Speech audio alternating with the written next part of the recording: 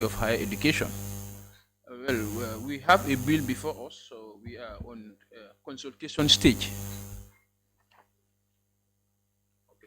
The clerk just reminded me, let's start from introduction of members and the delegates. I am Honorable Yahya Sanya, the chairperson for this committee.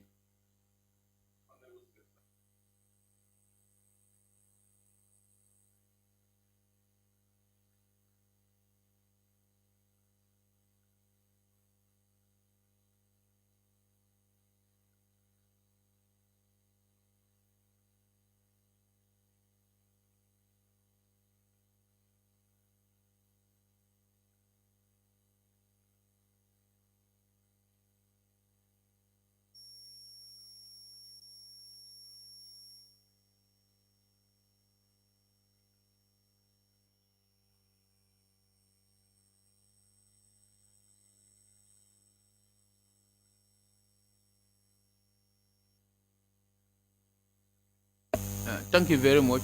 I'm sure we are done with the introduction now, so we go proper to the business. As I said before, we have a bill committed to this committee called the Gambia Public Buildings and Facilities Authority. So we are on the consultation stage to lay this bill before the plenary by September.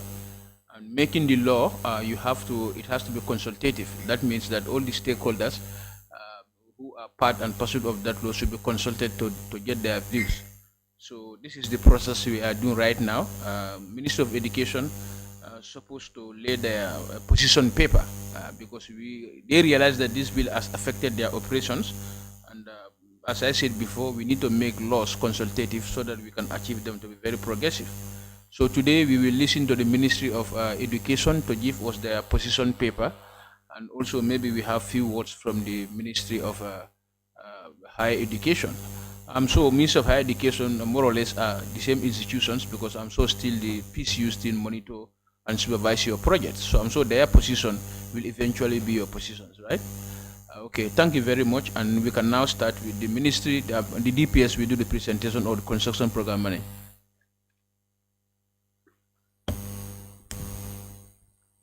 Thank you very much, Honorable Chair, other honorable members of the committee, and subject matter specialists, my colleagues from the Ministry of Higher Education, Research, Science and Technology, and from MOPSI.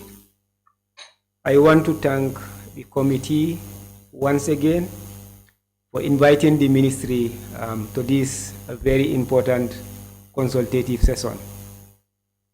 We met here before, and we partly made our concerns to the committee, and this time round we were supposed to deposit our position paper with the committee. It will be recalled that when the bill was shared, we observed that some of the terms of reference of the authority would have some consequences on the functioning of the already established and functioning project coordination committee that oversees projects for both the Ministry of Basic and Secondary Education, as well as the Ministry of Higher Education, Research, Science and Technology. We've argued our case, and in conclusion, as we did before verbally, in conclusion, we have some 4 issues that we want to share. The hard copies of the position paper is being printed and would be shared shortly. So we are saying, based on our previous argument, we observed that the TOR, as we said before and just said, will run parallel to the structures already in place at the Ministry of Basic and Secondary Education, and the efforts or the work of the authority would somehow duplicate what is already existing and working. The proposed authority, if so wished, as we said before, there is a clause where the authority could delegate their functions to either a person or an institution. We are saying the current functions that we are performing at the level of PCU could be delegated to us so that we still continue to perform them under the clause that gives the power to the authority to delegate part of its responsibility.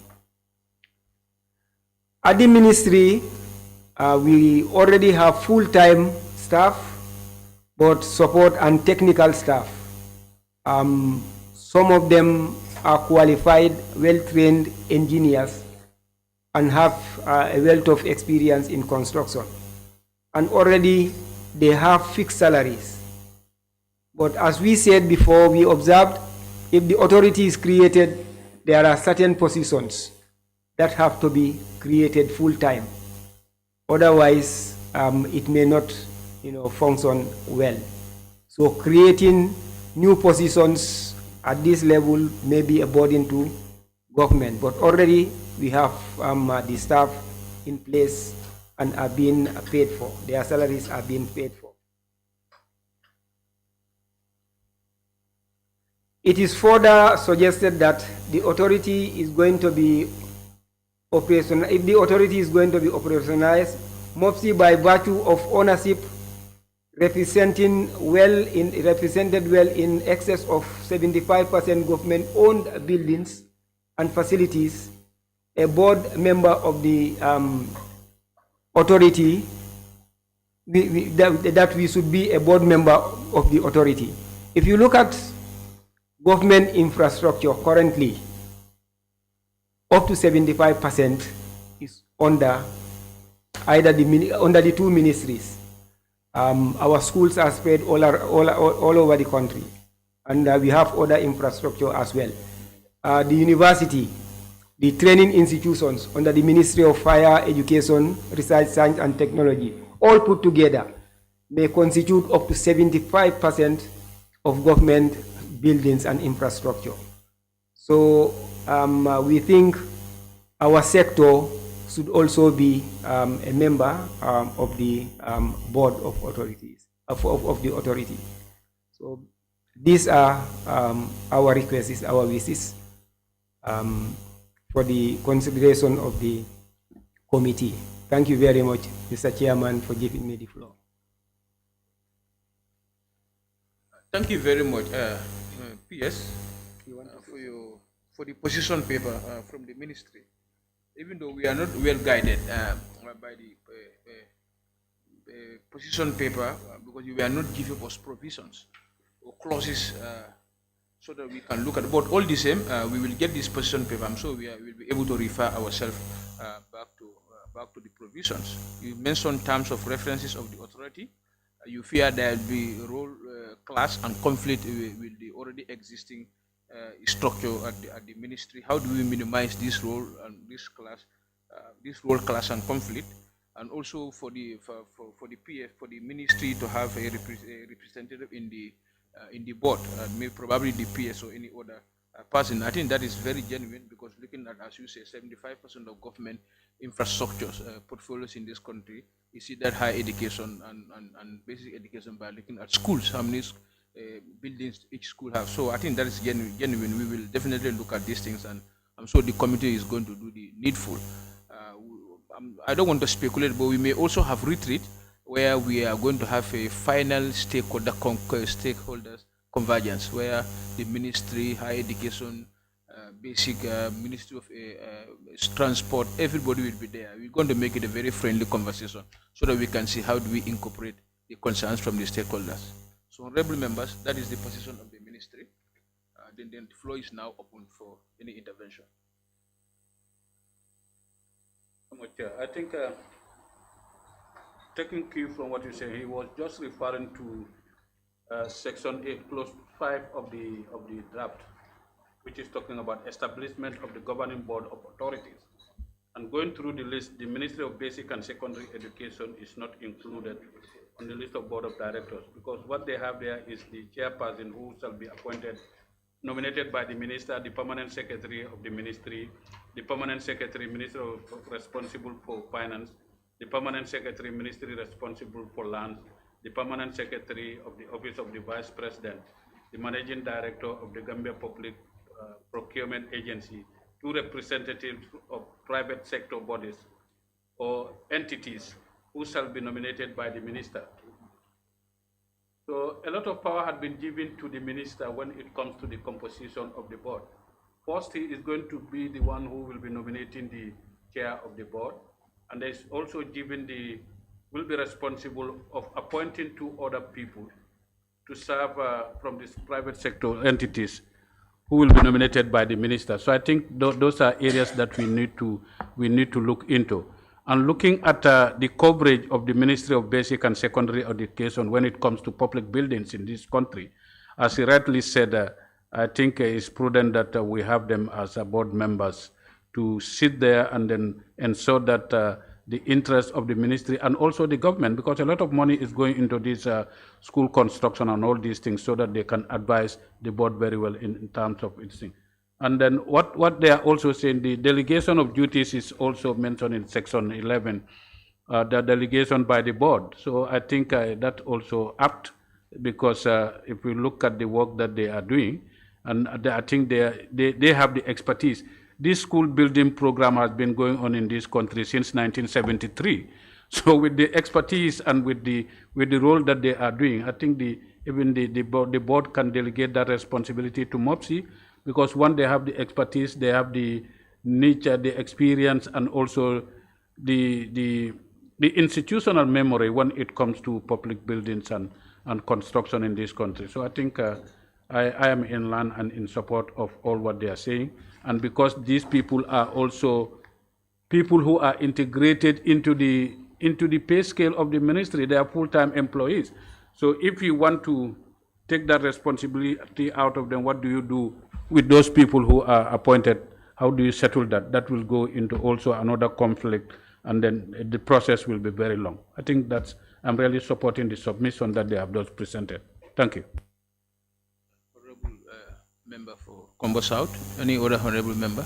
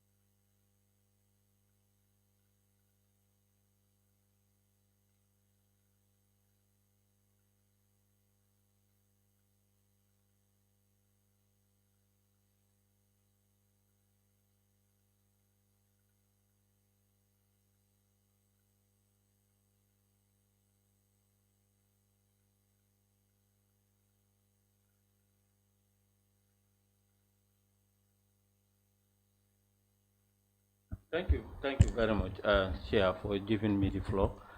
I think we are all speaking the same thing. As other speakers have rightly mentioned, if you look at the number of public buildings in the Ministry of Basic and Secondary Education is too much, and as they put it, they have been doing it. So it is important for them to be in the how to call it, in the board. Their presence in the board is very, very important. So I also support that idea for them to be in the board. Thank you.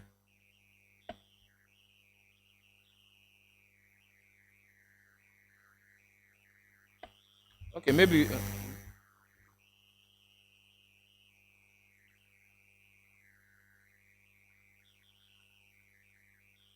Yeah, honorable members, maybe we are very excited with the submission, but I think we need to ask them questions than making so clear our position. We will do this internally.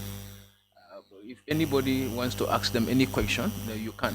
But our position, let's keep that for now until we sit as a committee. Then we are open. We can ask them any question. If you have any question, then you can ask them.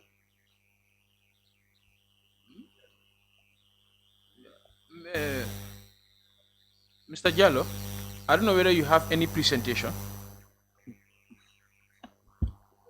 Yes, good afternoon, everyone. My colleagues from the Ministry of Basic and Secondary Education, the honorable members here present, the subject specialist, and the chairman. As I was saying earlier, the honorable minister and the permanent secretary are out of the country. They're on an official visit. So when we received the communique from the National Assembly, I think today I talked to Mr. Ba, confirming the date. So I'm here representing the ministry, but with regards to the bill, there was no attach on this bill. I don't know whether it's due to communications or what. I want to put that one into record. And also, with regards to presenting a subject or a paper, a position paper from the Ministry of Higher Education, Research, Science and Technology. Of course, I want to acknowledge MOPSI presentations and submissions, which we are in agreement. But in addition, if there is a possibility for the honorable member to consider giving more time for the ministry to submit, we will be grateful so that I can report back to the permanent secretary. Is a request. So I don't know how the honorable members will consider that. Thank you. Well, I am not sure of giving you opportunity by way of what, because I think we have given you 2 opportunities to appear here. Minister of Higher Education, you don't. But as I say, I am not sure, but we may. This is not certain yet. We may have retreat where you will be given an opportunity to make whatever presentation you want to do. This I am not sure of, but for us to give you another chance again, that one, we are already constrained by way of time, because we are starting the session by 4th September, and the committee session ends end of July. So if we want to give you a chance, like we have to, reverse the entire, committee schedule of the National Assembly, which is going to be very difficult.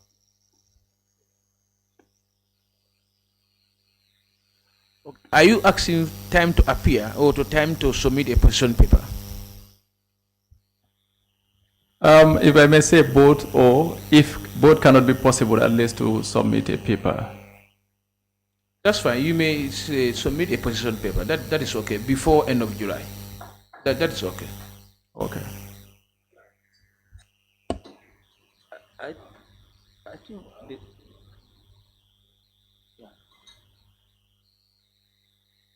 when we met with them, I think then the PS was there, and he promised us that they will bring their position paper. I don't know whether they have bring that. Higher education. Last 2 committee sessions I traveled. I was not in. Huh? Is it? Huh? That's why you want. Okay.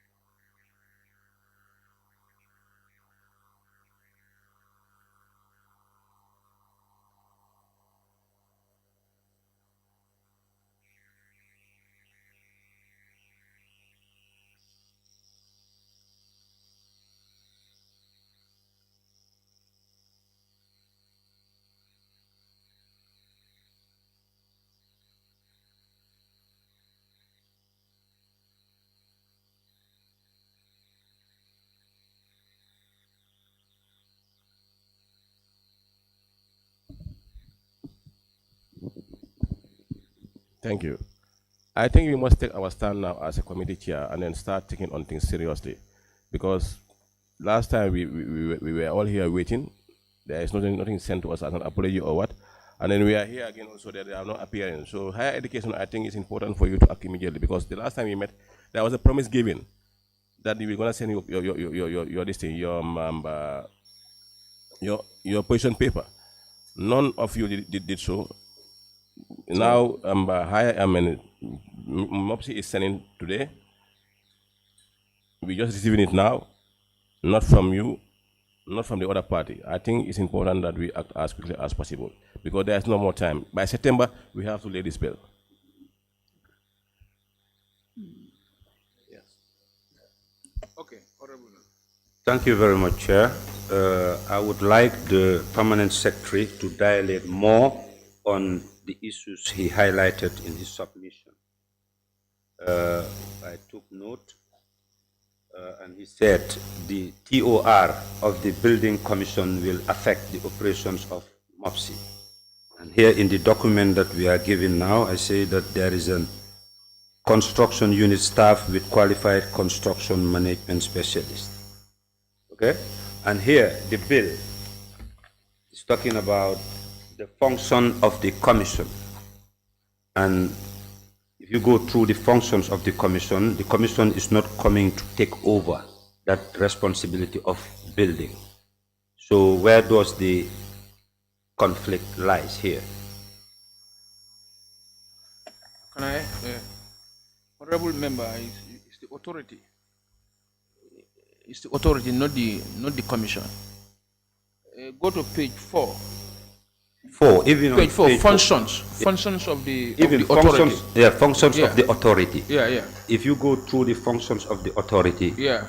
there is no provision whereby that indicates that the authority is going to take over any construction of any building here, but they are there to set standards. Yeah, let him pass.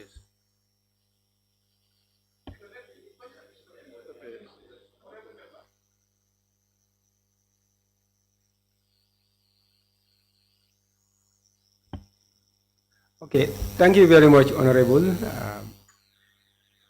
My intervention was based on the premise that this was not the first meeting. I think we met twice, and we went through the first meeting, we went through the bill, section by section. I unfortunately did not bring a copy. I would have referred to the specifics as per in accordance with our position paper. If you look at the functions of the authority, there are areas where they would say they will do X, Y, and Z. These in our observation, we are saying they are going into implementation, in fact. They will be going into implementation. And in going into implementation, they will either hire an agency or would hire personnel permanently to do that, evaluation, and so on. That is our concern. That day we went through the document item by item. If I can have the document, I'll quickly. Yeah. But my colleague also is here. He may want to say something.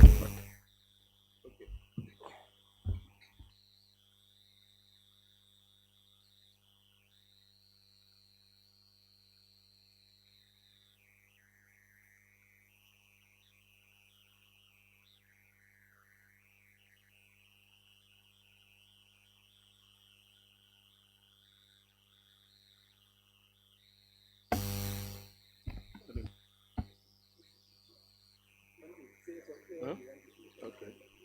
No, it's not working now. Yeah, I have it right now. In fact, if you look at it, page 4, functions of the authority, develop an integral asset management framework, promote cost-effective and sustainable good practices, ensure quality control of building and construction materials, formulate plans, programs, guidelines, standards for provision of consultancy services, and the maintenance of the protection of the public buildings and facilities. Guide government ministries, department agencies, contract administration procedures, review feasibility studies. I'm just, just going quick. Commission new public building facilities, decommission old building, prepare and vet. It goes on and on. This is what I'm saying. That's why if you look at our paper in detail, you see that exactly this is what the PCU is charged to do with. All right? For our schools or infrastructure that is under our purview. Not only are we being used by the basic education, but for higher education as well. The Farawa Vantaba, you said that they building, to name a few. So, Honorable, to clarify, we are saying that some of these functions, they're exactly as what we are presently doing within our ministry, under the Projects Coordination Unit, through the construction unit. If that clarifies.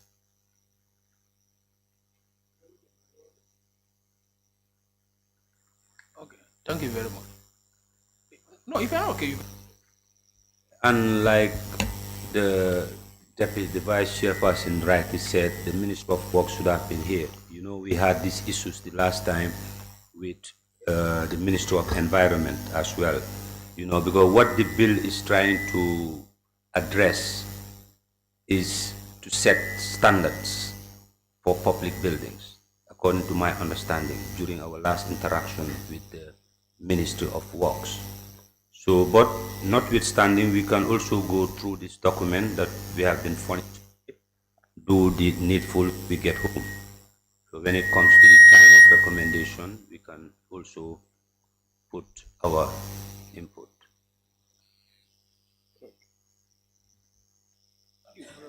Thank you very much, Mr. Gay. Chair. I think, as far if I could, clearly hear Mr. Gay's explanation. It's like PCU MOPSI is working with higher education. So I don't think there will be any need for higher education. This thing. Send us their question paper. As far as PCU is doing the same for them, I think we can lean on that. Okay, for the Honorable Chair, what you are saying, my mind nearly goes to it, but this is Ministry of Higher Education, Research, Science and Technology, a nomenclature. You go to Ministry of Basic and Secondary School Education. So, and we are making a law. Let's make it very sustainable in the future in case they want to go parallel, then they already gave us their position paper. Yeah. So, I will still probably let them still submit their position paper. Yeah.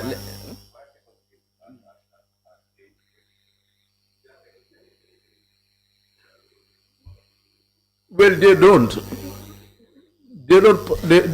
per se. But what Honorable, what the chairman is saying, I quite agree. And we don't know what they want to do in the future. We have our strategy, which I think is being developed, and they also are there developing. Who knows? They might want to have their own projects coordination unit or something like that. There is a new World Bank funding that is coming, where we are going to build what they call TVET centers across the country. Who is going to do it for them also is not very clear. Or maybe they're thinking of these things. But really, I don't want to speak for them. But like you said, I think it will be fair. Let's give them the opportunity to also, and to go further, I just want to help my, my honorable here. If you talk about standards, this is exactly what we're talking about. Building a classroom is not like maybe building a house or something like that.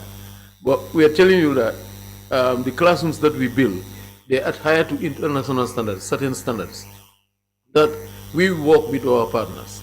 Any classroom that you have seen PCU has built, all right, is compliant to certain standards and norms, which are actually in line with donor requirements or whoever our funding partner is.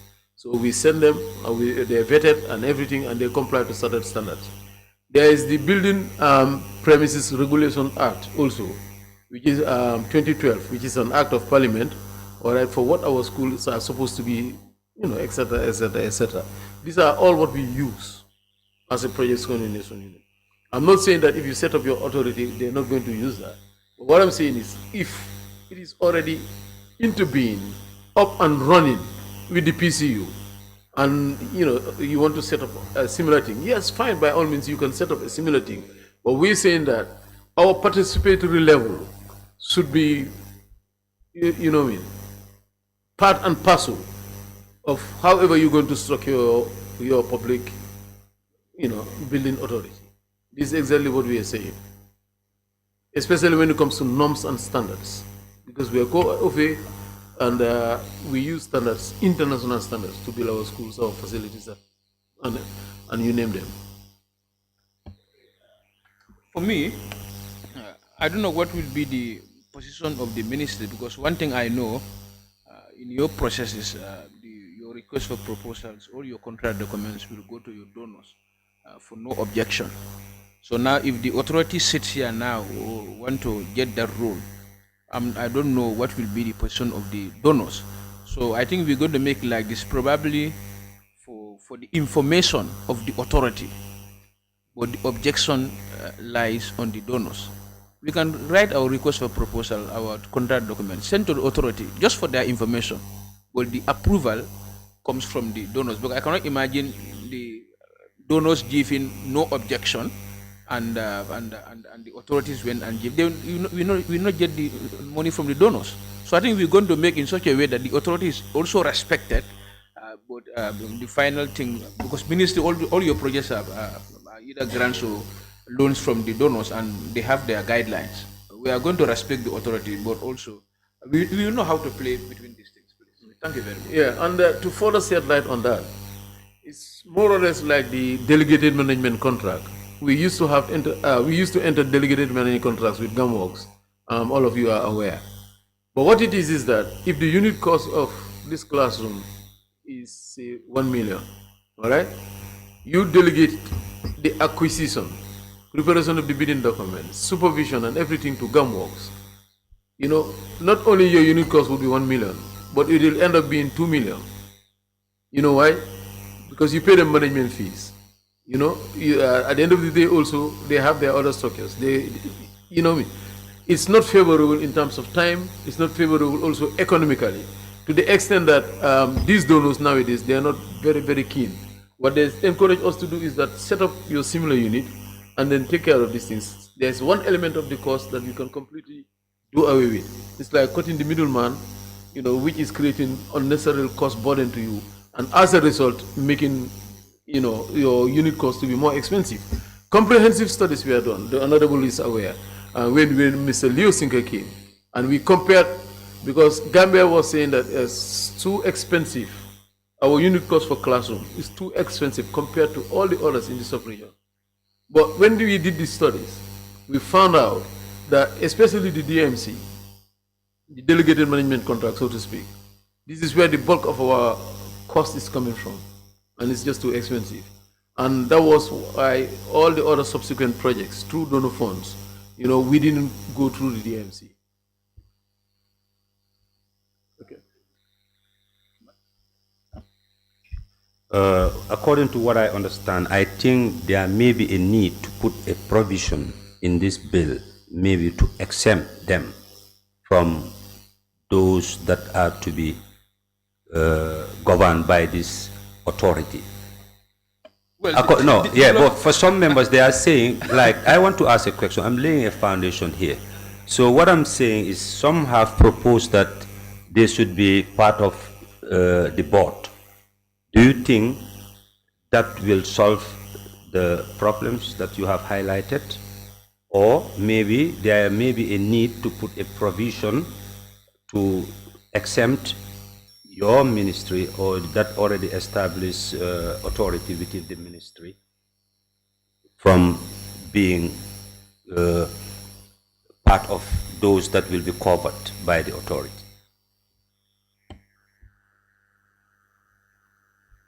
Thank you very much, Honorable.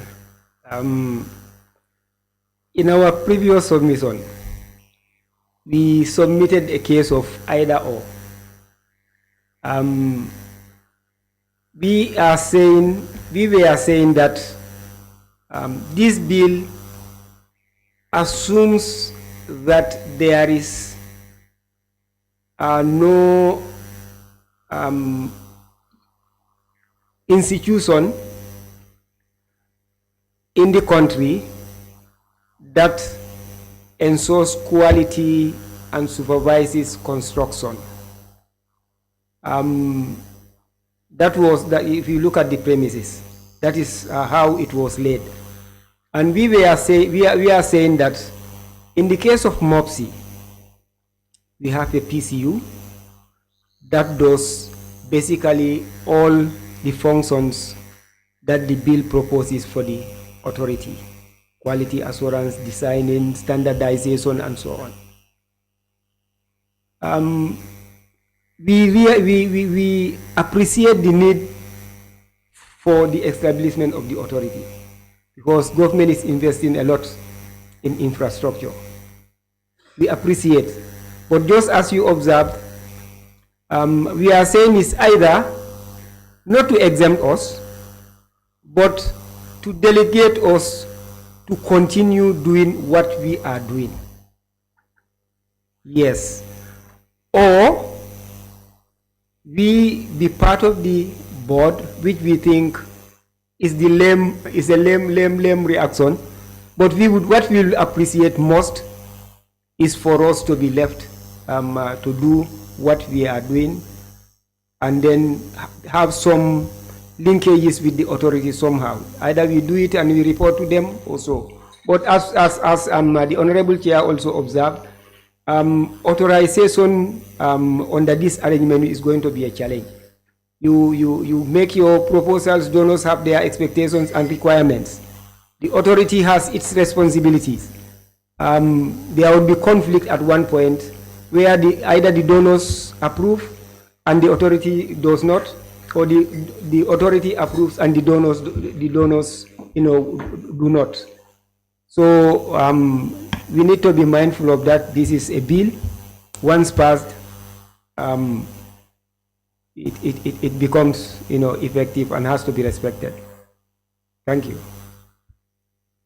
That's exactly the point that I'm trying to raise here.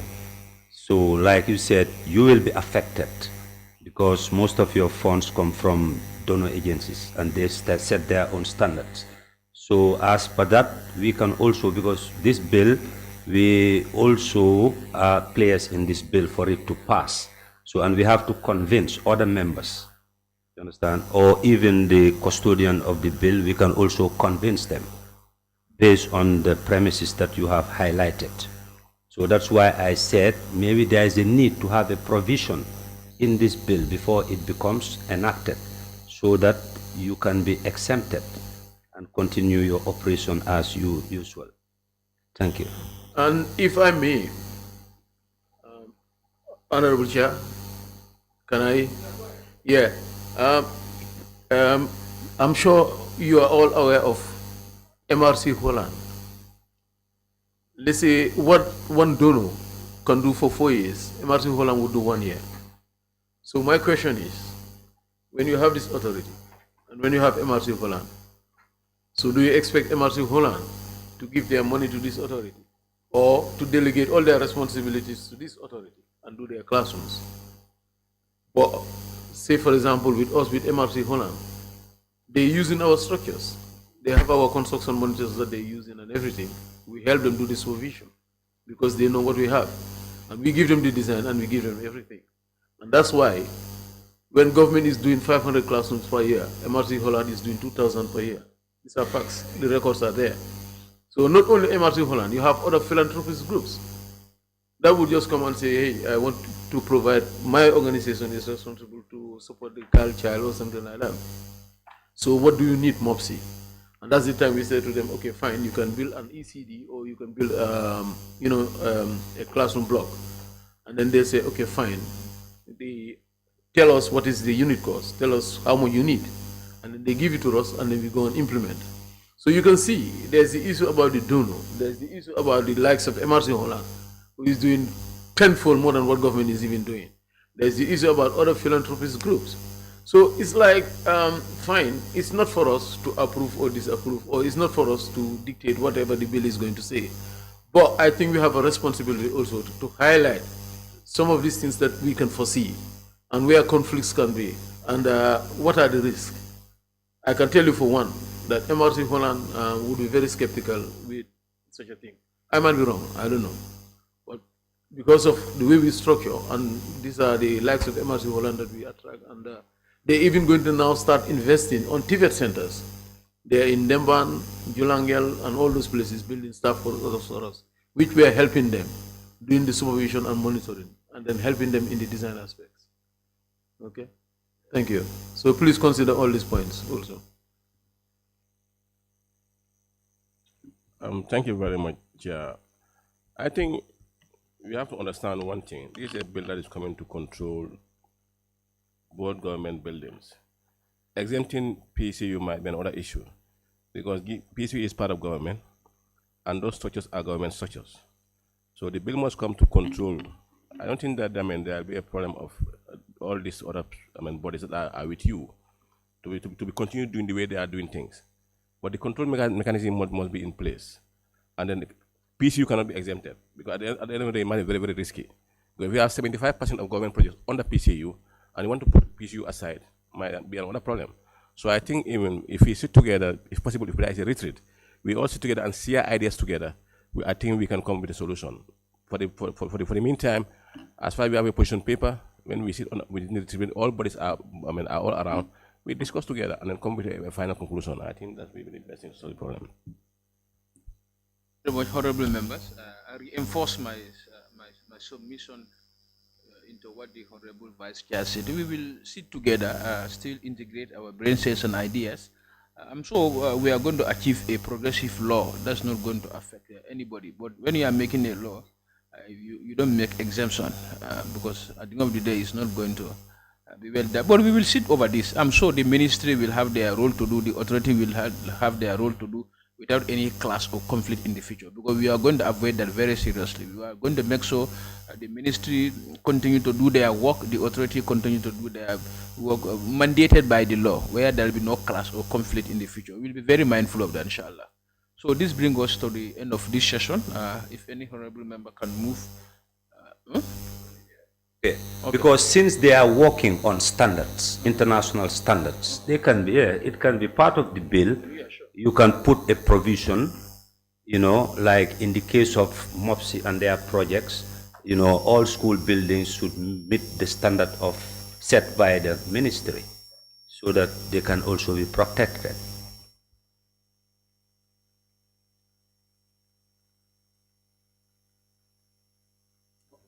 Higher education.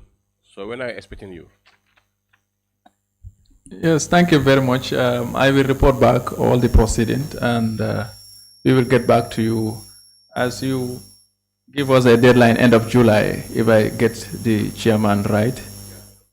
Yes, so I will report back accordingly and we will get back to you. Okay. Thank you.